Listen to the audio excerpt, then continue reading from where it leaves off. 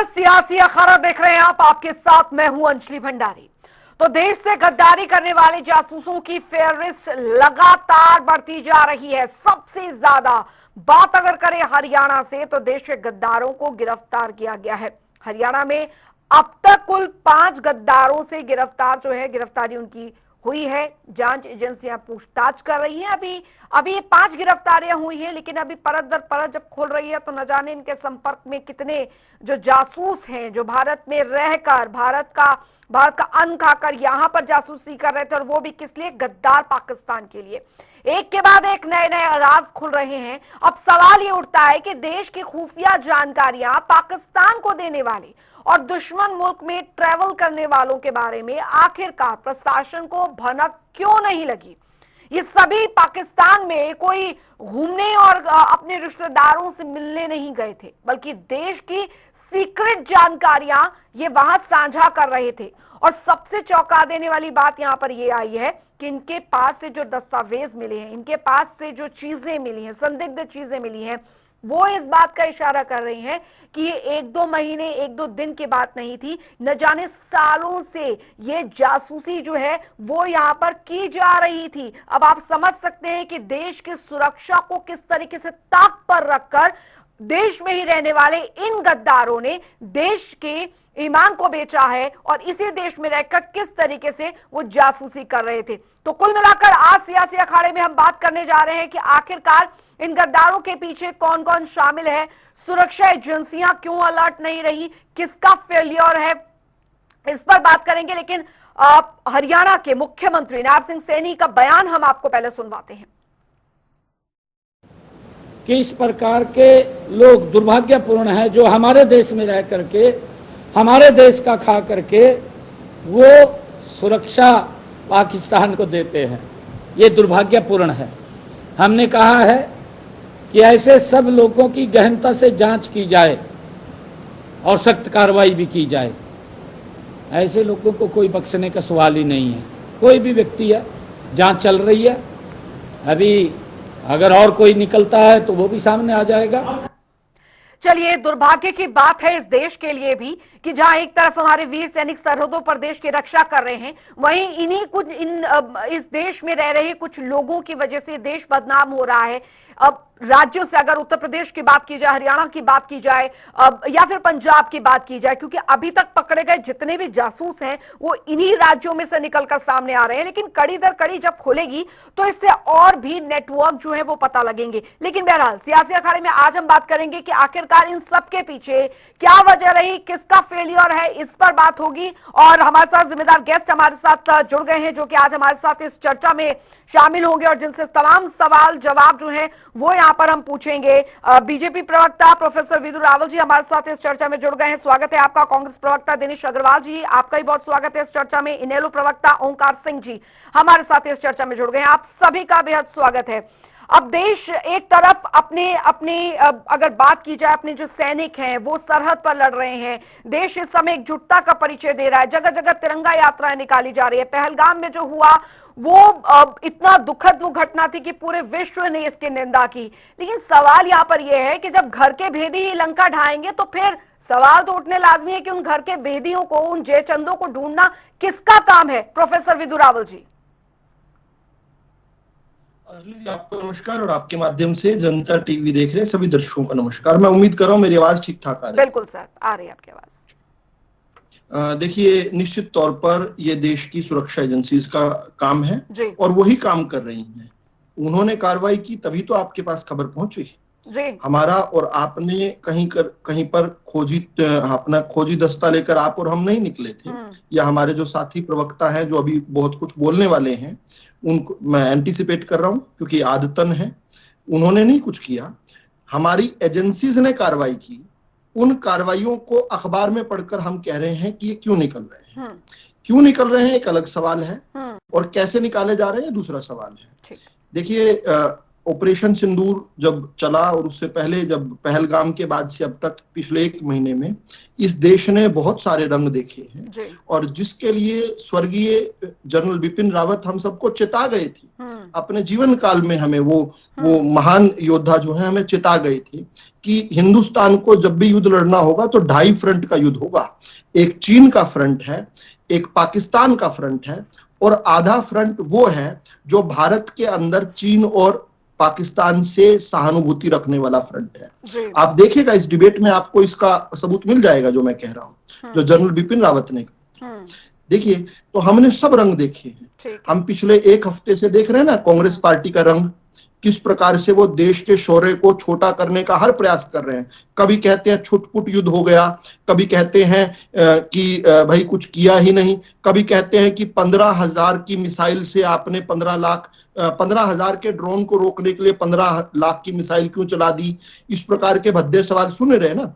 और इनके शीर्ष नेता जो राहुल गांधी हैं, वो तो जब से पाकिस्तान को इंटरनेशनल तौर पर जवाब मिलने लगा तब से सारे युद्ध में पाकिस्तान की तरफ से उतर आए हैं। ठीक है। पाकिस्तान जो कह रहा था पहले दिन से कि हमारे कुछ विमान, उन्होंने ऐसा दावा कर रहे थे कि हमारे लड़ाकू विमान उन्होंने शायद कुछ गिरा दिए हैं, कोई आज तक सबूत नहीं दे पाए। लेकिन अब हिंदुस्तान के अंदर बैठे भी जो हैं पाकिस्तान प्रेमी राहुल गांधी जो हैं, वो भी यही सवाल पूछ रहे हैं, कितने विमान गिरा दिए, कितने विमान गिरा दिए, यानी कुछ विमान गिरे हैं। ये नैरेटिव उस तरफ। तो इस प्रकार के लोग फिर आपकी डिबेट के अंदर, दुर्भाग्य से, देखिए मैं किसी पर व्यक्तिगत कुछ नहीं करता हूं, लेकिन बड़ा दुर्भाग्य का दिन था। अंजलि जी, खत्म कर रहा हूं, केवल 30 सेकंड का समय दीजिए। बिल्कुल बिल्कुल सर। 7 मई 2025 को सुबह की 1:04 पर भारतीय सेना ने अपना शौर्य दिखाया। पाकिस्तान को पाकिस्तान में घुसकर मारा। बिल्कुल। लेकिन हिंदुस्तान में जो घुसकर बैठे थे, 6 मई को 5 बजे एक डिबेट में आपके इस पैनल पर मौजूद एक व्यक्ति ने जो क्लिप कही हुई है, और वो जो है जांच एजेंसियों की इस समय जो है जांच भी चल रही है उस पर, वो ये कहता है कि हिंदुस्तान के अग्निवीर जो हैं, क्योंकि उनकी पक्की नौकरी नहीं है और वो 6-7 महीने में उनका एक बैच निकल जाएगा, इसलिए वो जो है मोदी के कहने पर जो है देश की सीमा पर जाने से मना कर देंगे। पाकिस्तान से युद्ध हो गया तो मोदी को इनकी याद आ गई। और अब ये दुर्भाग्यपूर्ण, मुझे सुनने पे यकीन नहीं हुआ, और उस चैनल के खिलाफ और ये इन साहब के खिलाफ जो है, साहब तो कहाँ है, ये ऐसे गद्दार के खिलाफ भी जो है कार्रवाई हो रही है। ठीक है दिनेश अग्रवाल जी। तो ये बड़ी बात क्या है अंजलि जी, मैं खत्म कर रहा हूँ, जोड़ते हुए दूसरे गेस्ट के पास भी जाऊंगे। ठीक है, देखिए ऑपरेशन सिंदूर और इससे पहले के कालखंड में, युद्ध काल में ही तो इन जासूसों का ये जो अंडरग्राउंड एसेट्स होते हैं और ओवरग्राउंड वर्कर्स होते हैं, इनका काम तभी तो होता है ना। इन्होंने जैसे ही अपना फन बाहर निकाला, भारत की सुरक्षा एजेंसीज ने इनका फन पकड़ लिया और उसके बाद इनको अब कुचलने की तौर पर है। हमने कश्मीर के अंदर देखा, एक के बाद एक ब्लास्ट करके इनके मकान तोड़े, उस पर ये चूड़ी तोड़ और छाती कूट रहे थे हमारे साथी लोग जो खुद को पॉलिटिकल पार्टियां कहते हैं। इसी प्रकार से पंजाब में, राजस्थान में, हरियाणा में, उत्तर प्रदेश में, दिल्ली में, जहां पर भी लिंक्स रावल जी, आपने अपनी बात रखी। मैं उम्मीद करती हूँ आपने अपनी बात यहाँ पर रखी है, लेकिन बात आज क्योंकि हम डिबेट इस पर कर रहे हैं कि जो जासूस है, क्या उन पर पहले से निगरानी थी? क्योंकि जो ज्योति मल्होत्रा है इनमें से एक, उसमें ये सामने आया है कि सुरक्षा एजेंसियां पिछले 1 साल से जो है, 1 साल से ज्यादा से उस पर निगरानी रख रही थी। और ज्योति मल्होत्रा जिन जिन जगहों पर गई है, वहां जगह, अगर नॉर्मल यूट्यूबर भी है तो वहां जाने के लिए एक बहुत हाई प्रोफाइल परमिशन चाहिए होती है। क्योंकि एक पुरानी ज्योति मल्होत्रा की वीडियो हम देख पा रहे थे, जहां पर वो राजस्थान के बाड़मेर के इंटरनेशनल बॉर्डर में जाकर, बाकायदा बॉर्डर के पास जाकर वहां पर पूरी क्लिपिंग बना रही है, बता रही है। और वहां तक जितना मुझे पता है, वहां तक जाने के लिए बहुत हाई प्रोफाइल परमिशन चाहिए होती है। अब सवाल यहां पर यह है कि एक यूट्यूबर, हरियाणा की यूट्यूबर है, वो जगह जगह जा रही है, पाकिस्तान जा रही है, वीजा फ्री में भी जा रही है और नॉर्मली भी वहां पर जा रही है। यूट्यूब पूरे पाकिस्तान की कच्ची छवि दिखा रही है। उस बीच वो इंडिया में रहकर कई जगहों पर, धार्मिक स्थलों पर भी गई। सुरक्षा एजेंसियों की पूरी जांच थी उस पर, बावजूद इसके ये पूरा सिनेरियो होने के बाद ये जासूस निकलकर सामने आ रहे हैं। ये सवाल है यहाँ पर। ठीक है, मैं आपके पास आऊंगी। दिनेश अग्रवाल जी, आप इस पर किसका फेलियर मानते हैं? देखिए, इन सब के बाद राजनीति हो रही है, विपक्ष सवाल उठा रहा है, ये सब ठीक है, इस पर बातचीत हो रही है, हर कोई बातचीत कर रहा है। लेकिन सवाल यहाँ पर यह कि जो देश के अंदर के जयचंद थे, देश के अंदर के जासूस थे, उन पर अब जिस तरीके से शिकंजा कसा है, ये नहीं लगता कि पहले इस पर काम होना चाहिए था, जब से आशंका थी कि पहलगाम का अटैक होने का वेट हो रहा था? अंजलि जी, आपको नमस्कार, आपके माध्यम से आपके सभी दर्शकों को नमस्कार। और मेरे से पहले अभी जब भाजपा के प्रवक्ता बोल रहे थे, मैं बड़े धैर्य से सुन रहा था। ये उम्मीद करूंगा कि वो भी मुझे सुन लें। अगर उन्हें मेरे किसी शब्द पर आपत्ति है तो मेरे बाद जब उनका समय आए वो खुद कोस लेना कांग्रेस को और दिनेश अग्रवाल को, लेकिन बीच में इंटरप्ट ना करें। ठीक है सर, अपनी बात। सबसे पहली बात तो इस बात को लेकर है, आज का आपका प्रश्न ये है कि जासूसों के बारे में जो हमारे देश की सुरक्षा एजेंसियों की जानकारी पाकिस्तान पहुंचाते हैं या किसी अन्य देश में पहुंचाते। बिल्कुल। सबसे पहले तो अंजलि जी मैं ये कहना चाहता हूं कि हिंदुस्तान का जो बॉर्डर पाकिस्तान के साथ लगता है उसके नियर बाई जो स्टेट्स हैं जो बॉर्डर लाइन के साथ लगते हैं, चाहे वो जम्मू कश्मीर हो, हिमाचल हो, पंजाब हो, राजस्थान हो, उत्तर प्रदेश हो, हरियाणा हो या गुजरात हो जी, इन स्टेटों के अंदर तो मैं समझता हूं कि रेगुलर, वैसे तो खैर पूरे देश में होनी चाहिए, लेकिन इन स्टेटों में तो रेगुलर एजेंसीज की जिम्मेवारियां रहती है कि वो ये रूटीन इंक्वायरी है, रूटीन का कार्यक्रम है। आपकी बात को मैं बिल्कुल सहमत हूं इस बात से कि क्या पहलगांव की घटना का इंतजार था या पहलगांव जैसी किसी और घटना का इंतजार था। ये तो एजेंसीज का काम है, जो देश की सुरक्षा से जुड़ी एजेंसीज है। हम अक्सर देखते हैं जब हम कहीं से जा रहे होते हैं और रास्ते में कोई एमुनिशन डिपो आ जाता है, ऐसा अक्सर है, हमारे गुड़गांव के अंदर भी है। हम पास में से कभी किसी काम से जा रहे होते हैं तो वहां पर जैमर लगे होते हैं बकायदा, और टीवी के नेटवर्क, माफ भी चाहूंगा, मोबाइल नेटवर्क वहां काम नहीं करते। बिल्कुल। लेकिन जो लोग पाकिस्तान से हिंदुस्तान में अवैध तरीके से आते हैं वो एक अलग समस्या है। जो लोग वैध तरीके से आते हैं और वैध तरीके से जाते हैं, कम से कम एजेंसीज के पास उनकी ट्रेवल हिस्ट्री तो होनी चाहिए, जो हिंदुस्तान से वैध तरीके से पाकिस्तान जा रहे हैं या पाकिस्तान से वैध तरीके से हिंदुस्तान में आ रहे हैं। बिल्कुल। चाहे वो मेडिकल वीजा के नाम पर, चाहे वो एजुकेशन के नाम पर, चाहे वो रिश्तेदारी में मिलने के नाम पर। अगर पाकिस्तान का कोई आदमी यहाँ या यहाँ का आदमी पाकिस्तान जाता है तो उसकी ट्रेवल हिस्ट्री तो एजेंसी के पास होनी चाहिए। ये तो रूटीन वर्क है। लेकिन 22 अप्रैल की घटना के बाद जब प्रधानमंत्री जी ने आदेश दिया कि 48 घंटे के अंदर पाकिस्तान का जो आदमी यहाँ रह रहा है वो यहाँ से छोड़ जाए, बिल्कुल उनका कहना जायज था। इसलिए जायज था कि अगर जो हरकत पाकिस्तान ने की है, या तो पाकिस्तान उन घुसपैठियों को, उग्रवादियों को जो पाकिस्तान में भेजकर हमारे 28 नागरिकों की हत्या की थी, या तो उनको हमें सौंप देता वो कि ये हत्यारे थे, और नहीं सौंपे तो उनको उनके घर में जाके तो मारना पड़ेगा जी। और जब हम उनके घर में जाके मारेंगे तो वो वार भी छिड़ सकती है, वार छिड़ सकती है।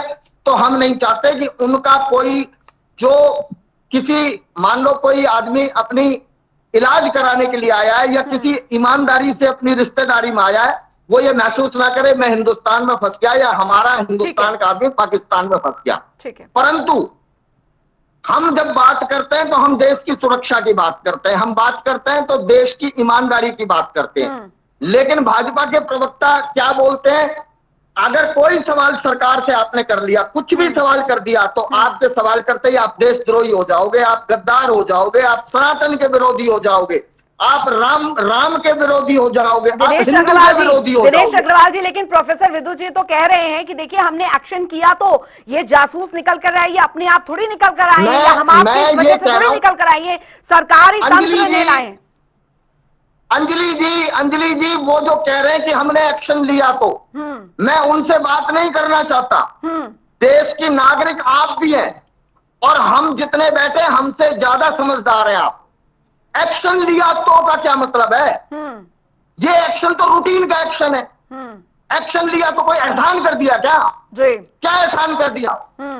लेकिन हम ये कह रहे हैं कि ये जो जांच है ये बहुत गहन जांच होनी चाहिए। बिल्कुल। जो चूक आपसे हो चुकी वो उसके लिए तो आपने माफी नहीं मांगनी, ये हमको पता है। बिल्कुल। आप अपनी गलती नहीं मानेंगे ये भी हमको पता है। ठीक है ओंकार सिंह जी, परंतु मेरी अंतिम लाइन जल्दी से सर, मैं ये कह रहा हूं कि ये जो जांच है, मैं कहता हूं गहनता से जांच होनी चाहिए। जो देश के अंदर देश की सूचनाओं को पहुंचा रहे हैं, परंतु जो मुजरिम है वो बख्शा नहीं जाना चाहिए, और जो निर्दोष आदमी है, निर्दोष आदमी को बेवजह परेशान नहीं किया जाना चाहिए। जैसे मैं कल देख रहा था, एक सेकंड लूंगा, कल एक टेलीविजन चैनल के दौरान ये विदु विदु रावल इस इनेलो के प्रवक्ता ओंकार सिंह को ये कह के धमका रहे थे कि इनकी भी जांच चल रही है 6 मई से, इनकी भी जांच।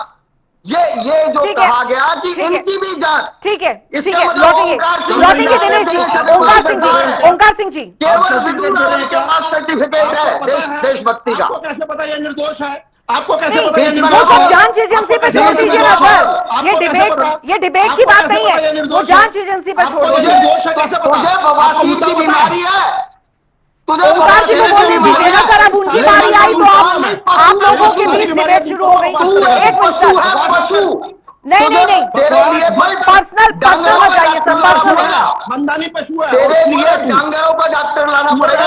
नहीं सर, पर्सनल अटैक नहीं, प्लीज शब्दों की गरिमा बनाए रखिए सर। अभी ओंकार सिंह को धमकाने की शब्द नहीं, एक मिनट, ये डिबेट में नहीं चलेगा, ये बहुत गलत बात है। मैंने आपको बराबर समय दिया, एक मिनट दिनेश जी नहीं, ये बहुत गलत बात है। यहाँ पर मैंने बराबर समय दिया, ओंकार जी को समय देने दीजिए। और यहाँ पर कौन क्या सिद्ध करने बैठे, यहाँ पर जांच थोड़ी चल रही है सर, धमकाना नहीं है सर। अब ओंकार जी को बोलने दीजिए ना, जब उनकी बारी आई है तो आप उनको समय दीजिए। ओंकार जी ठीक है, बात यहाँ पर हो रही है डिबेट, सर डिबेट के ट्रैक में रहिए। देखिए पर्सनल अटैक यहाँ पे प्लीज मत करिए डिबेट, क्योंकि जांच एजेंसी नहीं है यहाँ पे। बहुत सब यहाँ पर चर्चा हो रही है, उससे हम कर लेते हैं बात, क्योंकि भारतीय हैं हम सब।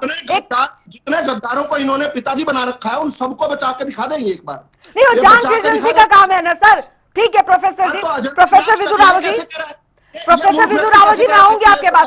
ओंकार सिंह जी, तेरे समय तू बचा के दिखाइयो एक बार, ठीक है, तू दिखाइयो वो जांच एजेंसी की बात है ना। ओंकार सिंह जी,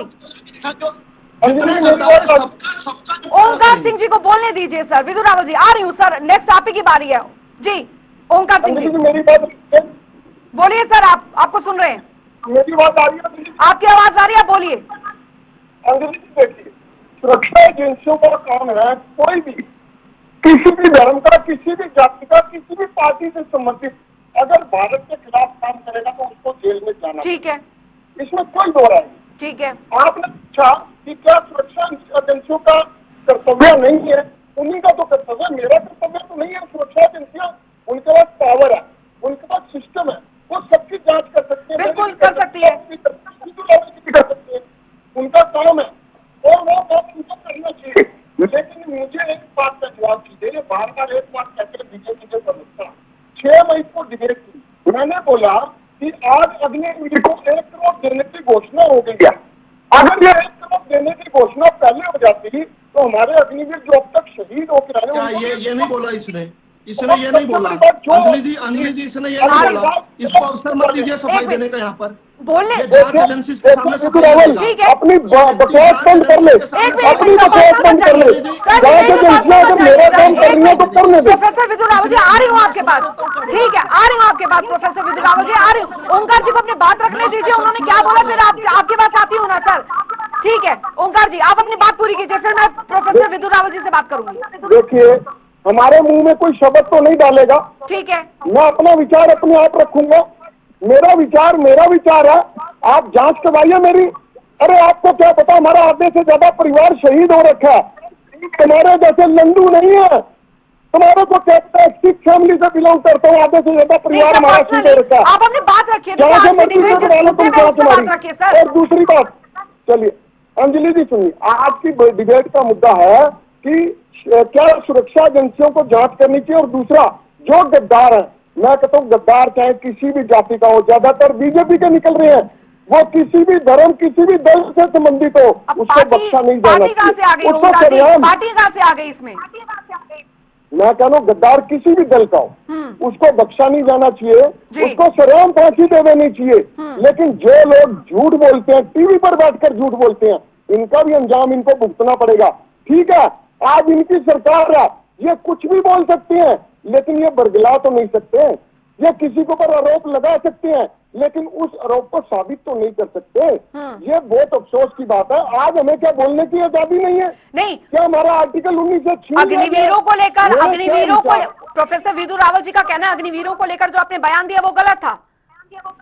मैंने अग्निवीरों के बारे में जो कहा था, मैं आज फिर कहता हूँ कि अग्निवीरों को 1 करोड़ रुपए सबको मिलना चाहिए जो शहीद होते हैं। चाहे वो 2019-22 में शहीद हुआ चाहे आज शहीद हुआ, सबको 1 करोड़ रुपए मिलना चाहिए, ताकि उनको अपने आप में पार्शियलिटी नहीं नजर आनी चाहिए। इसमें क्या गलत बात है? इसमें कोई गलत बात है क्या? मैं कहता हूँ अगर 1 करोड़ रुपए आप शहीद को देते हो, सारे शहीदों को प्रोफेसर विदुर रावल जी, इसमें कौन सी गलत बात है? प्रोफेसर विदुर रावल जी, अगर गलत बात है, अंजलि जी एक बात खत्म करता हूँ, अगर गलत बात कही मैंने तो सुरक्षा एजेंसियां अपना काम करेंगी। इसमें विदुर रावल का क्या मतलब है? क्या ये सुरक्षा एजेंसी है? सुरक्षा एजेंसी अपना काम प्रोफेसर देखिए, ठीक है, अग्निवीरों का तो मुद्दा यहाँ पर है ही नहीं। पहली बात मेरी होगी ओंकार जी, अग्निवीरों का मुद्दा आज के डिबेट का अग्निवीरों का मुद्दा नहीं है। ये मुझे लग रहा है ये चर्चा जो है, अंजलि जी ये डिबेट दूसरे ट्रैक पे मत ले जाइए सर। प्रदेश से 5 निकले हैं जासूस। फेलियर किसका है? इन 5 जासूसों को फंडिंग जो है वो भारत के अंदर खाने से ही हो रही थी। बस एक बात कहता हूँ, जासूस चाहे कोई भी हो, हिंदुस्तान से जो गद्दारी करेगा, अपनी माँ से गद्दारी करेगा, उसकी सजा सख्त से सख्त होनी चाहिए। जांच एजेंसियां जांच करेंगी। गद्दार विदुर रावल है या ओंकार सिंह है, जांच एजेंसियां करेंगी, विदुर रावल नहीं करेगा। प्रोफेसर विदुर रावल जी, ये व्यक्ति जो बोल रहा है मेरे बारे में, इसको भुगतना पड़ेगा, क्योंकि किसी को पर नजायज आरोप लगाना, इस व्यक्ति को पता नहीं ये प्रोफेसर है या नहीं है, मेरे को नहीं मालूम, लेकिन मेरे को पता है जो ये आरोप लगा रहा है उसका मैं इसको जवाब दूं। ठीक है प्रोफेसर विदुर रावल जी, मैं अपने समय का इंतजार कर रहा था। ठीक है सर, आपकी बारी है सर, अब बोलिए आप। ये भी ध्यान रखिएगा, मुद्दा आज का यहाँ पर यही है जासूसों को लेकर। और जो मेन बात यहाँ पर निकल कर आई थी कि इन्हें फंडिंग, जो पैसा इनको दिया जा रहा था वो भारत से अंदर खाने से दिया जा रहा था, यानी अभी कहीं और जयचंद है। और सवाल दूसरा यहाँ पर ये कि जो सबसे बड़ी यहाँ पर जासूस ज्योति मल्होत्रा है, उसे हर जगह पर जाने की परमिशन, ज्यादा से ज्यादा वो हर जगह ट्रैवलिंग, ठीक है ट्रैवलिंग यूट्यूबर थी, लेकिन कई ऐसी हाई प्रोफाइल जगहों पर वो गई है जहां पर जाने के लिए पहले आपको परमिशन लेनी पड़ती है। सवाल इसलिए उठ रहे हैं सर। अंजलि जी, ये वाजिब सवाल है। मैं आप ही के सवाल पर आ रहा हूँ, केवल 10 सेकंड मुझे दे दीजिए, केवल 10 सेकंड में। ठीक, देखिए, ये आपकी डिबेट कोई विषय नहीं है अपनी सफाई देने का। जिसने जो सफाई देनी है जांच एजेंसीज के सामने दे देंगे। एक बात, बीच में नहीं प्लीज मैं आपके बीच में नहीं बोला। विदुर रावल जी नहीं बोल रहे थे जब आप बोल रहे थे। विदुर रावल जी नहीं बोल रहे थे ओंकार जी, 1 मिनट रुक जाइए। मैं आपसे बात करना चाहता, मैं आपसे बात भी नहीं करना चाहता साहब, ना मैं आपके बारे में बोल रहा हूँ। नहीं, पर्सनल कमेंट नहीं ओंकार जी, पर्सनल कमेंट नहीं, प्लीज जिस डिबेट में पर्सनल कमेंट नहीं होना चाहिए, प्लीज। ऐसा है अंजलि जी, मेरे बारे में बकवास कर सकता है। नहीं, मैंने दोनों को बोला था, मैंने आप दोनों को ही बोला था कि पर्सनल कमेंट इस चर्चा में नहीं होगी। और आप समझिए ना, ये मुद्दा यहाँ पर देश से जुड़ा है। आप लोग राजनीतिक पार्टियों से ताल्लुक रखते हो, लेकिन उससे पहले भारतीय हैं आप। प्रोफेसर विदुर रावल जी बोलिए आप। मैं फिर से निवेदन करूंगा, मैं किसी के विदुर रावल जी बोलिए आप, कोई नहीं बोलेगा अभी। मैं किसी के बीच में नहीं बोला, मेरे बीच में भी कोई नहीं बोला, मुझे भी बोलने का उतना ही अधिकार। ठीक है, देखिए, बोलने का अधिकार संविधान देता है, ठीक, लेकिन आप एक खचाखच भरे थिएटर के अंदर जब रोशनी नहीं हो, वहां पर अंधेरा हो, वहां पर अगर आप बम चिल्ला देंगे, बॉम्ब चिल्ला देंगे, तो वहां पर भगदड़ मच जाएगी, कुछ लोगों की जान जा सकती है। इसको बोलते हैं प्रोवोकेशन। इसी प्रकार से जब देश युद्ध की स्थिति में खड़ा है, जब एक बीच में नहीं दे, अब सफाइयां देना ना, एजेंसीज को सफाई दे, मुझे क्यों दे रहे हैं, चैनल को क्यों दे रहे हैं, एजेंसीज को सफाई दे, मुझे नहीं दीजिए, मुझे प्लीज ना दीजिए। अच्छा अंजलि जी, मैं उम्मीद कर रहा हूँ मेरी आवाज बिल्कुल आपकी आवाज आ रही है सर, आप बोलिए, आप ही की आवाज आ रही है।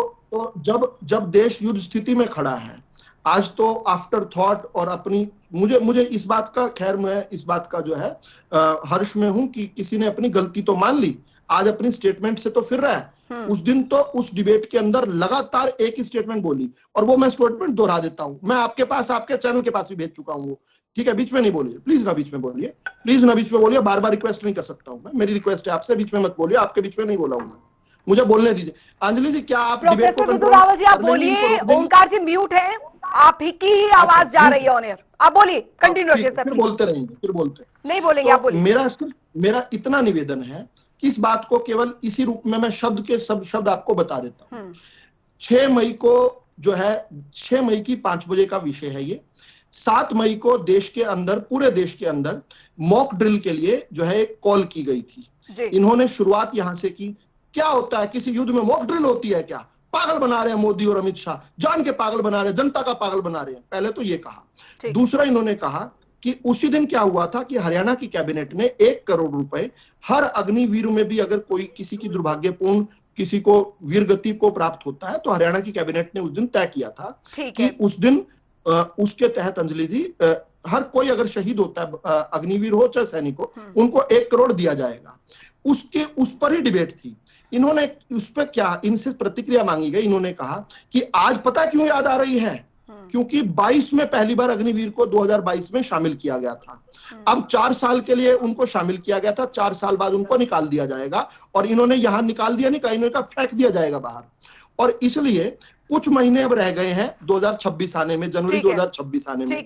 अब 5-6 महीने की जिनकी नौकरी रह गई वो उनको तो 1 रुपया मिलना नहीं, 1 रुपया मिलना नहीं। लेकिन विदुर रावल जी देखिए, फिर मुद्दा नहीं है ना, आप ये बता दीजिए ना कि जो देश के जासूस आए हैं उन्हें फंडिंग कहां से हुई, पैसा कहां से आया?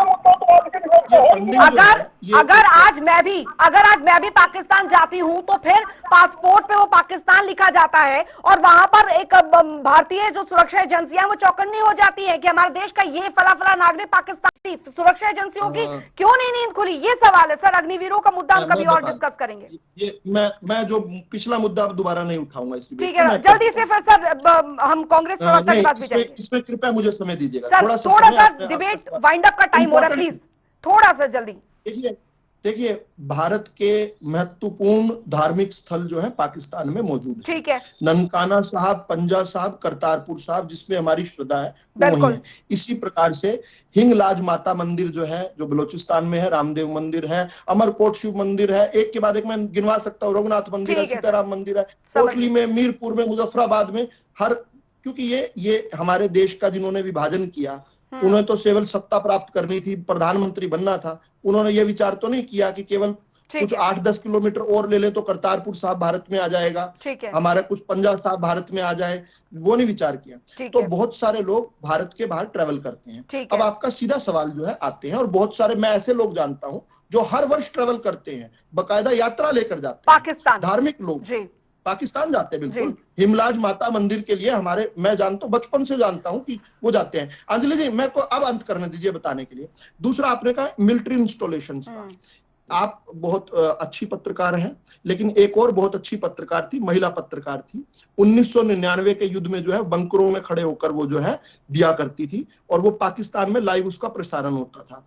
2008 में नरीमन हाउस पर जब भारत की देर सवेर जब एनएसजी पहुंच पाई थी, कांग्रेस का गृह मंत्री तैयार नहीं हो पाया था, उसको भी उसी विमान में जाना था, तो देर में आकर एनएसजी ने जब संभाला था तो प्लान ये बना कि ऊपर से नरीमन हाउस को अटैक किया जाएगा। वहीं पर ही एक और पत्रकार जिसकी बहुत चर्चा, आजकल यूट्यूबर बन चुका है वो पत्रकार ने उसका लाइव प्रसारण करवाया।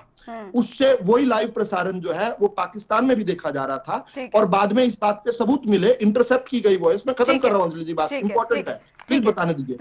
वॉइस इंटरसेप्ट की गई उस पत्रकार की, रबिश नाम था वो, रबिश था वो, रबिश पत्रकार था। उस रबिश पत्रकार की वीडियो से उनको पता चला हैंडलर्स को, और उन हैंडलर्स ने यहाँ जो पाकिस्तान से आए हुए जो 10 लोग थे, दरिंदे थे, उनको बताया कि टीवी पर आ रहा है कि ऊपर से अटैक कर रही है एनएसजी। तो ये सब भी आता रहा है। पठानकोट में जब हमला हुआ 2016 में, तो उस समय यही पत्रकार जो थे, यही तो फेलियर थी जो दोहराई नहीं जानी चाहिए थी। फेलियर नहीं था, ये लोग रमे बसे हुए हैं, ये रमे बसे हुए। तो उस दौरान वो लूप होल रहे थे ना सर, वो लूप होल आज नहीं रहने चाहिए थे। मैं बचाऊंगा, कांग्रेस का प्रवक्ता कहता कि मैं बचाऊंगा ऐसे लोगों को। ठीक है। ये रमे बसे, कांग्रेस ने ऐसे लोगों को हमारे सिर पर बिठा नहीं तो ठीक है ना, कांग्रेस की रात गई बात गई, अब कांग्रेस को कौन पूछेगा सर? वर्तमान सरकार को पूछेंगे। बहुत बहुत शुक्रिया सर, बहुत बहुत शुक्रिया प्रोफेसर विदुर रावल जी आपका, दिनेश अग्रवाल जी आपका, ओमकार सिंह जी आपका भी इस चर्चा में जुड़ने के लिए। लेकिन सवाल यहाँ पर यह है कि जब तक इस तरीके के जयचंद, इस तरीके के जासूस देश में रहेंगे तो देश का खाएंगे, देश की थाली में ही छेद करेंगे। सवाल यह है कि इन्हें पहचानना बहुत जरूरी है, और सबसे जरूरी जिम्मेदार सरकार यही है कि अगर ऐसे जासूस मिलते हैं तो उन्हें कड़ी से कड़ी सजा मिलनी चाहिए, उनसे जुड़े लोगों को भी कड़ी से कड़ी सजा मिलनी चाहिए, क्योंकि देश का सवाल है, देश के लोगों का सवाल है, और देश के वीर सैनिकों का सवाल है। वक्त एक छोटे से ब्रेक का।